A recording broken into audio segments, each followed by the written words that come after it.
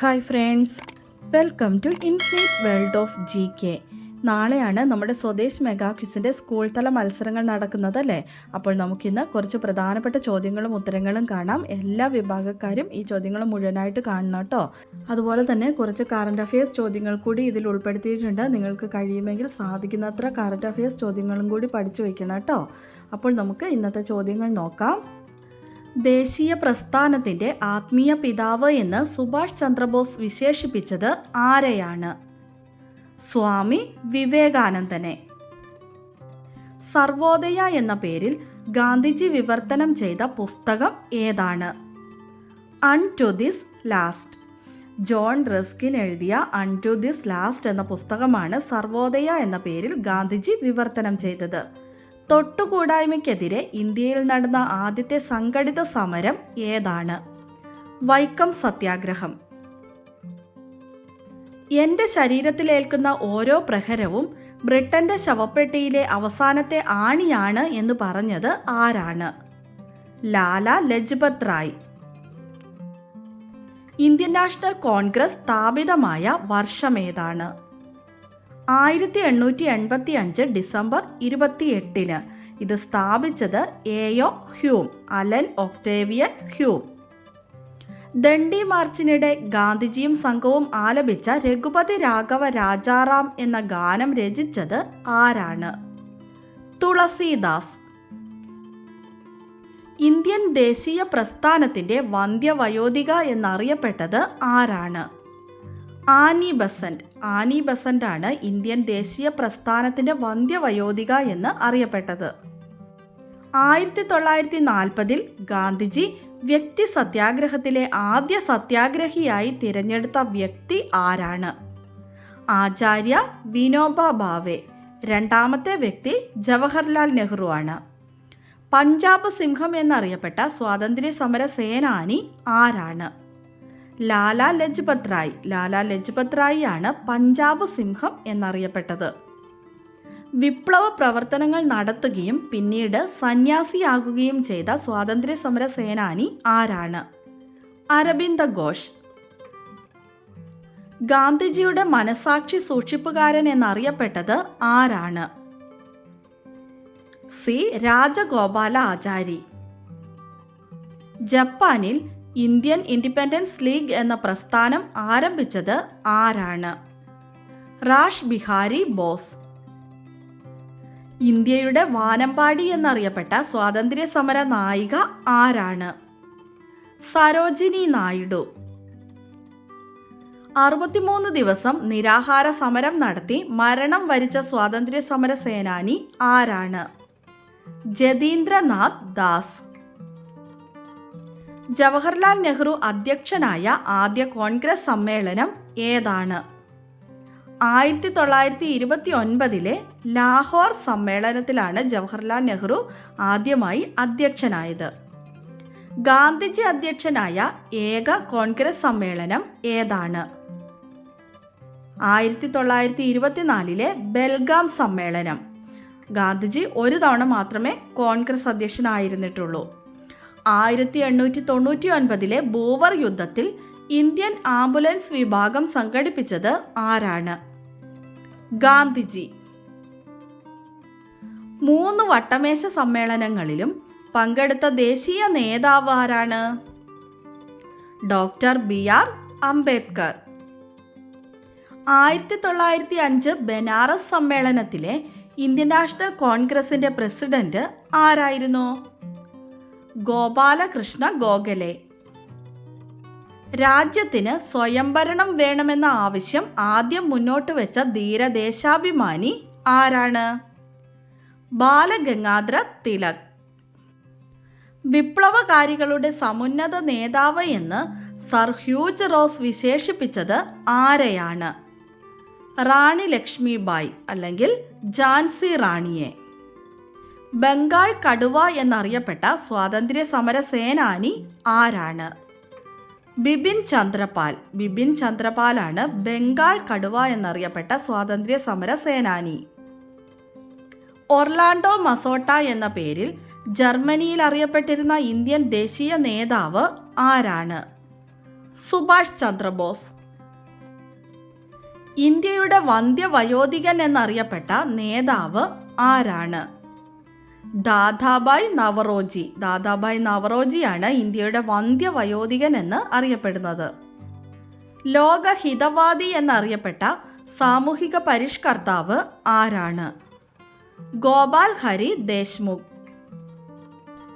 ഗുജറാത്ത് സിംഹം എന്നറിയപ്പെട്ട ദേശീയ നേതാവ് ആരാണ്? സർദാർ വല്ലഭായ് പട്ടേൽ. സർദാർ വല്ലഭായ് പട്ടേലാണ് ഗുജറാത്ത് സിംഹം എന്നറിയപ്പെടുന്നത്.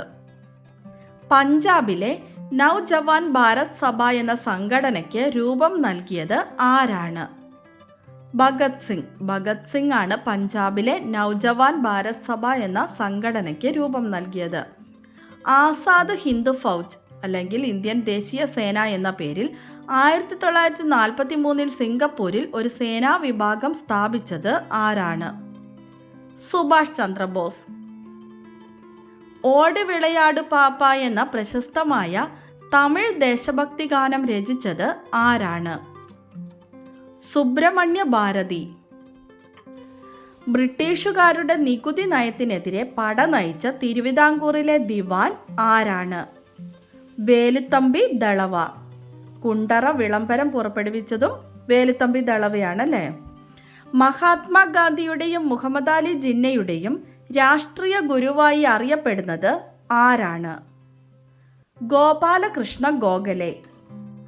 സ്വതന്ത്ര ഇന്ത്യയിലെ ആദ്യത്തെ ഇന്ത്യൻ ഗവർണർ ജനറൽ ആരാണ്? സി രാജഗോപാലാചാരി. സ്വതന്ത്ര ഇന്ത്യയിലെ ആദ്യത്തെ ഇന്ത്യൻ ഗവർണർ ജനറലാണ് സി രാജഗോപാലാചാരി. സ്വാതന്ത്ര്യാനന്തരം നാട്ടുരാജ്യങ്ങളുടെ സംയോജനത്തിന് നേതൃത്വം നൽകിയ നേതാവ് ആരാണ്? സർദാർ വല്ലഭായ് പട്ടേൽ. ഇന്ത്യൻ സ്വാതന്ത്ര്യ സമരത്തിലെ ഏറ്റവും പ്രായം കുറഞ്ഞ രക്തസാക്ഷി ആരാണ്? ഖുദിറാം ബോസ്. 1908 ഓഗസ്റ്റ് 11 മുസാഫർപൂരിൽ തൂക്കിലേറ്റപ്പെടുമ്പോൾ അദ്ദേഹത്തിന് 18 വയസ്സായിരുന്നു. ഭൂദാന പ്രസ്ഥാനത്തിൻ്റെ സ്ഥാപകൻ എന്നറിയപ്പെടുന്നത് ആരാണ്? ആചാര്യ വിനോബ ഭാവെയാണ് ഭൂദാന പ്രസ്ഥാനത്തിൻ്റെ സ്ഥാപകൻ എന്ന് അറിയപ്പെടുന്നത്. സ്വതന്ത്ര ഇന്ത്യയുടെ സ്റ്റാമ്പിൽ പ്രത്യക്ഷപ്പെട്ട ആദ്യ ഇന്ത്യക്കാരൻ ആരാണ്? മഹാത്മാഗാന്ധി. ഏറ്റവും അധികം രാജ്യങ്ങളുടെ സ്റ്റാമ്പിൽ പ്രത്യക്ഷപ്പെട്ട ഇന്ത്യക്കാരനും മഹാത്മാഗാന്ധിയാണ്. തപാൽ സ്റ്റാമ്പിൽ പ്രത്യക്ഷപ്പെട്ട ആദ്യ കേരളീയൻ ആരാണ്? ശ്രീനാരായണ ഗുരു. തപാൽ സ്റ്റാമ്പിൽ പ്രത്യക്ഷപ്പെട്ട ആദ്യ കേരളീയൻ ശ്രീനാരായണ ഗുരുവാണ്. ജയ് ഹിന്ദ് എന്ന മുദ്രാവാക്യം ആദ്യമായി ഉയർത്തിയ നേതാവ് ആരാണ്? സുഭാഷ് ചന്ദ്രബോസ്. സ്വതന്ത്ര ഇന്ത്യയിലെ ആദ്യത്തെ ഗവർണർ ജനറൽ ആരായിരുന്നു? മൗണ്ട് ബാറ്റൺ പ്രഭു. സ്വതന്ത്ര ഇന്ത്യയിലെ ആദ്യത്തെ ഗവർണർ ജനറൽ മൗണ്ട് ബാറ്റൺ പ്രഭുവാണ്. സ്വതന്ത്ര ഇന്ത്യയുടെ അവസാനത്തെ ഗവർണർ ജനറൽ ആരായിരുന്നു? സി രാജഗോപാലാചാരി. സി രാജഗോപാലാചാരിയാണ് സ്വതന്ത്ര ഇന്ത്യയുടെ ഇന്ത്യക്കാരനായ ആദ്യത്തെ ഗവർണർ ജനറലും സ്വതന്ത്ര ഇന്ത്യയുടെ അവസാനത്തെ ഗവർണർ ജനറലും. ഇന്ത്യയുടെ ദാരിദ്ര്യത്തിൻ്റെ മുഖ്യ കാരണം സാമ്പത്തിക ചോർച്ചയാണെന്ന് വിലയിരുത്തിയ ദേശീയ നേതാവ് ആരാണ്? ദാദാഭായ് നവറോജി. സമ്പൂർണ്ണ ഹരിത ഡെസ്റ്റിനേഷൻ പദവിയിലേക്ക് ഉയർത്താൻ തീരുമാനിച്ച പാലക്കാട് ജില്ലയിലെ വിനോദസഞ്ചാര കേന്ദ്രം ഏതാണ്? നെല്ലിയാമ്പതി. കേരളത്തിലെ ആദ്യ ചിത്രശലഭ സങ്കേതമായി പ്രഖ്യാപിക്കുന്ന വന്യജീവി സങ്കേതം ഏതാണ്? ആറളം വന്യജീവി സങ്കേതം. അന്താരാഷ്ട്ര ബഹിരാകാശ നിലയത്തിലെത്തിയ ആദ്യ ഇന്ത്യക്കാരൻ ആരാണ്? ശുഭാംശു ശുക്ല. ആക്സിയം 4 മിഷനിലാണ് ശുഭാംശു ശുക്ല അന്താരാഷ്ട്ര ബഹിരാകാശ നിലയത്തിൽ എത്തിയത്. ഇറാനെതിരെ ഇസ്രായേൽ നടത്തിയ സൈനിക നടപടിയുടെ പേരെന്താണ്? Operation rising lion. ഇറാനെതിരെ ഇസ്രായേൽ നടത്തിയ സൈനിക നടപടിയാണ് ഓപ്പറേഷൻ റൈസിംഗ് ലയൺ. ബേപ്പൂരിനും അഴീക്കലിനുമിടയിൽ കേരളത്തിൻ്റെ സമുദ്രാതിർത്തിയിൽ തീപിടിച്ച് അപകടത്തിൽപ്പെട്ട ചരക്ക് കപ്പൽ ഏതാണ്? MV Wan Hai 503. 2024 കേരള സാഹിത്യ അക്കാദമി അവാർഡ് ലഭിച്ച നോവൽ ഏതാണ്? ആനോ. GR ഇന്ദുഗോപൻ എഴുതിയ ആനോ എന്ന നോവലിലാണ് 2024 കേരള സാഹിത്യ അക്കാദമി അവാർഡ് ലഭിച്ചത്.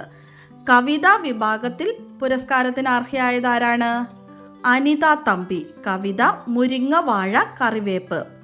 ബാലസാഹിത്യ വിഭാഗത്തിൽ പുരസ്കാരത്തിന് അർഹയായത് EN ഷീജയാണ്. കൃതി അമ്മമണമുള്ള കനിവുകൾ. 2025 പരിസ്ഥിതി ദിനത്തോടനുബന്ധിച്ച് തമിഴ്നാട്ടിൽ നിലവിൽ വന്ന ഗ്രേറ്റർ ഫ്ലെമിംഗോ സാങ്ച്വറി സ്ഥിതി ചെയ്യുന്നത് എവിടെയാണ്? ധനുഷ്കോടി. തമിഴ്നാട്ടിലെ ധനുഷ്കോടിയിലാണ് ഗ്രേറ്റർ ഫ്ലെമിംഗോ സാങ്ച്വറി സ്ഥിതി ചെയ്യുന്നത്.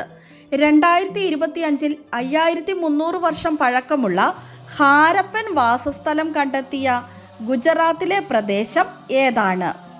കച്ച് പ്രദേശം.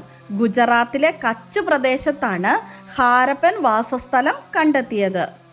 2026 ഏഷ്യൻ ഗെയിംസിന് ആതിഥേയത്വം വഹിക്കുന്ന രാജ്യമേതാണ്?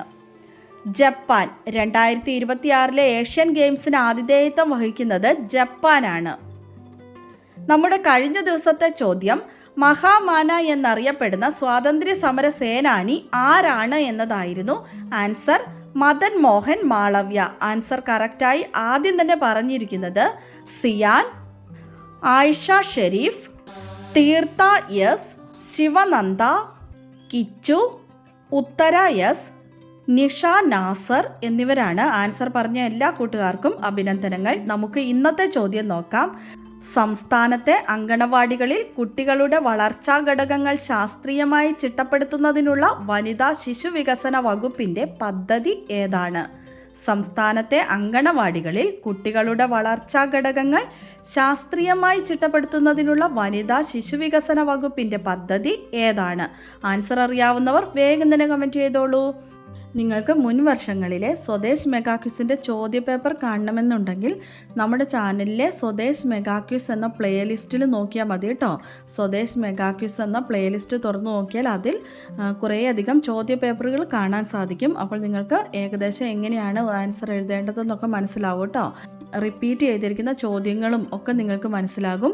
സ്വാതന്ത്ര്യ സമര ചരിത്ര ചോദ്യങ്ങളോടൊപ്പം തന്നെ പൊതുവിജ്ഞാനവും കറണ്ട് അഫയേഴ്സ് ചോദ്യങ്ങളൊക്കെ ഉണ്ടാകും. നമ്മൾ നേരത്തെ തന്നെ നമ്മുടെ ചാനലിൽ അക്ഷരമുറ്റം ക്വിസിന് വേണ്ടിയൊക്കെ കൂടുതൽ കറണ്ട് അഫയേഴ്സ് ചോദ്യങ്ങൾ അപ്ലോഡ് ചെയ്തിട്ടുണ്ട്. കാണാത്തവർ അതൊക്കെ ഒന്ന് കണ്ടു നോക്കിയിട്ട് പോകണം കേട്ടോ.